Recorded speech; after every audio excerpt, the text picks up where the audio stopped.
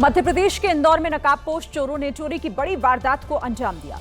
Retired जज के घर पर चोरों ने धावा बोला, जिसका सीसीटीवी वीडियो भी सामने आया है। इस पूरी घटना में गहरी नींद ने एक जान बचा ली। सीसीटीवी वीडियो में चोर अलमारी का लॉक तोड़ने की कोशिश करता दिख रहा है। अलमारी का ताला तोड़ते ही अलार्म बज उठता है। कमरे पर काफी शोर शराबा होता है, लेकिन बेड पर सो रहे जज के बेटे की नींद नहीं खुलती। एक चोर जब चोरी कर रहा था तो दूसरा चोर रॉड तानकर खड़ा रहा कि अगर सोता व्यक्ति जागे तो उस पर हमला कर दे। लेकिन जब रिटायर्ड जज का बेटा नहीं जागा तो चोरों ने अलमारी में रखे सोने चांदी के गहनों पर हाथ साफ कर दिया और फरार हो गए।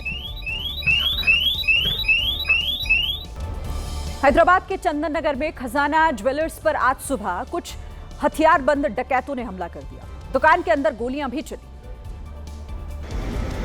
मुंह पर नकाब बांधकर एक के बाद एक 6 बदमाश सुबह 11 बजे ज्वेलरी स्टोर के अंदर घुसे।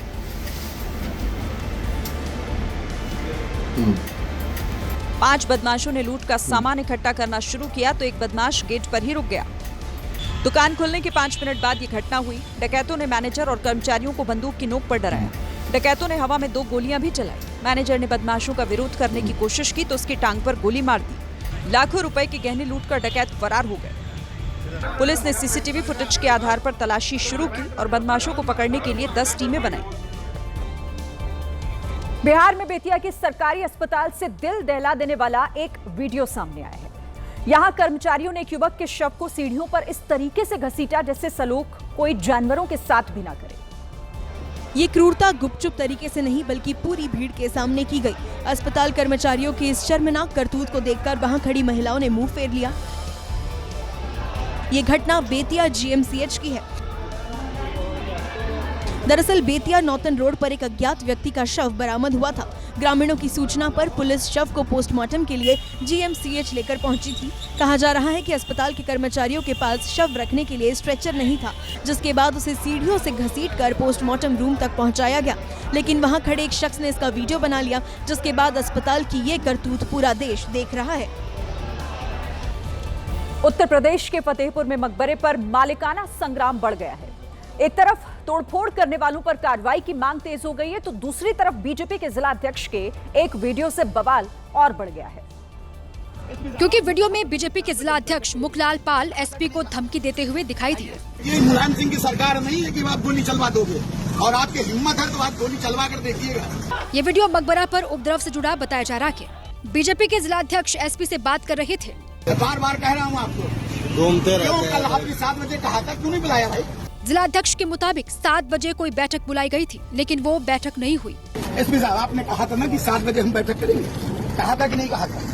बताइए। ये मुलायम सिंह की सरकार नहीं है कि आप गोली चलवा दोगे और आपकी हिम्मत है तो आप गोली चलवा कर देखिएगा। बीजेपी जिला अध्यक्ष मुखलाल पाल ने ही जिलाधिकारी को पत्र लिखकर मकबरे में 11 अगस्त को पूजा की अनुमति मांगी थी, जिसके बाद सोमवार को बड़ी भीड़ जमा हुई और बवाल हो गया। लेकिन फतेहपुर पुलिस ने एफआईआर में मुखलाल पाल का नाम नहीं जोड़ा। फतेहपुर मकबरे पर उपद्रव मामले में पुलिस ने 10 लोगों के खिलाफ नामजद एफआईआर दर्ज की है, जबकि 150 अज्ञात लोगों पर मुकदमा दर्ज किया गया। लेकिन विपक्ष का आरोप है कि पुलिस बीजेपी के नेताओं को बचाने में जुटी हुई है। और वहाँ करने में उनका नाम नहीं है। और इसी मुद्दे को लेकर यूपी विधानसभा में जमकर हंगामा हुआ। एक ओर समाजवादी पार्टी ने विधानसभा में बीजेपी को घेरा, तो वहीं दूसरी ओर अपने ही एक नेता पप्पू सिंह को पार्टी से निकाल दिया, क्योंकि पप्पू सिंह का नाम मकबरा विवाद में आया था और उनके खिलाफ भी मुकदमा दर्ज है। समाजवादी पार्टी के साथ ओवैसी ने भी बीजेपी पर सांप्रदायिक सौहार्द बिगाड़ने का आरोप लगाया। हेट्रेड का माहौल पूरे देश में बीजेपी ने जो बनाया है और खास तौर से उत्तर प्रदेश में तो उनको खुली छूट दी गई है। विपक्ष के इस आरोप पर यूपी सरकार ने विधानसभा में कहा, पूरी तरीके से कानून अपना काम करेगा। जो भी कानून को अपने हाथ में लेने की कोशिश करेगा, जो भी कानून को अपने हाथ में लेने की कोशिश करेगा, उसको न्यायिक प्रक्रिया के तहत दंड जरूर मिलेगा। मानेगा। तुर्की के उत्तर पश्चिमी प्रांत कनक्कले के जंगलों में भयंकर आग लगी है और ये आग इतनी भयंकर है जिसे जितना बुझाने की कोशिश की जा रही है वो उतनी ज्यादा भड़क रही है। आग के रिहायशी इलाकों की तरफ बढ़ने का भी खतरा बढ़ गया है। आग ऐसी जो सब कुछ जलाकर राख कर दे। खेतों से उड़ते हुए जंगलों तक पहुंचने के बाद आग और ज्यादा विकराल हो गई और अब वो रिहायशी इलाके के बिल्कुल करीब है, इसलिए फायर ब्रिगेड के 700 से ज्यादा कर्मचारी दिन रात आग बुझाने में जुटे हुए हैं।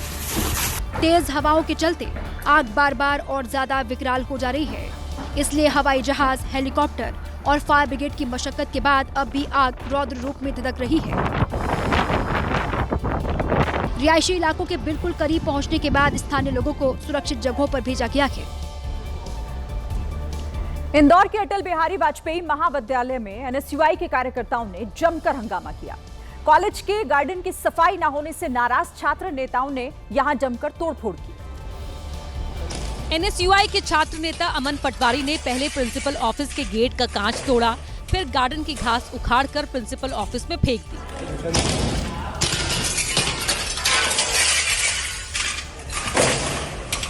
एनएसयूआई कार्यकर्ताओं का आरोप है कि उन्होंने गार्डन की सफाई कराने के लिए कई बार कॉलेज प्रबंधन से मांग की, लेकिन किसी ने उनकी नहीं सुनी। यहाँ की जो हालत है वो गंभीर है। पिछले 3 साल से मैं इसको लेकर आवेदन, प्रदर्शन और निवेदन सब कुछ कर चुका हूँ, लेकिन उसके बावजूद भी इनके कानों में जू तक नहीं रहेंगी। इसीलिए भगत सिंह जी ने कहा था, बहरों को सुनाने के लिए धमाका करना जरूरी है। तोड़फोड़ के बाद कॉलेज प्रशासन ने छात्र नेताओं की शिकायत की, जिसके बाद भंवरकुआं थाने में आरोपी छात्र नेताओं के खिलाफ पुलिस ने मुकदमा दर्ज कर लिया। तोड़फोड़ करने वाला एनएसयूआई नेता अमन पटवारी मध्य प्रदेश कांग्रेस अध्यक्ष जीतू पटवारी का रिश्तेदार बताया जा रहा है।